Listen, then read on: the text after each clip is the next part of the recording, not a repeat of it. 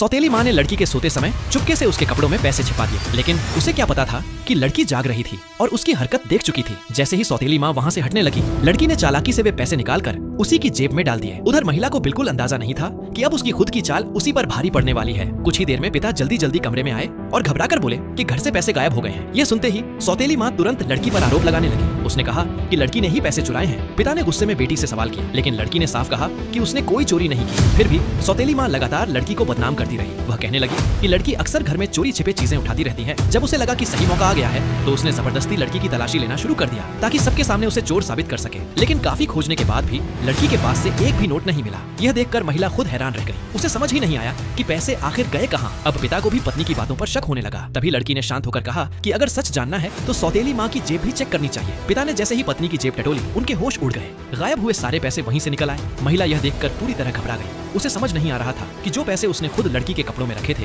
वे उसकी जेब में कैसे पहुंच गए। लेकिन इससे पहले कि वह कोई बहाना बनाती, लड़की ने पूरी सच्चाई अपने पिता को बता दी। ये सब सुनकर पिता गुस्से से आग बबूला हो गए। उन्होंने बिना देर किए उस चालाक महिला को घर से बाहर निकाल दिया। तुम रोज मुझसे कुछ न कुछ मांगते हो, आज मैं मांगता हूँ क्या?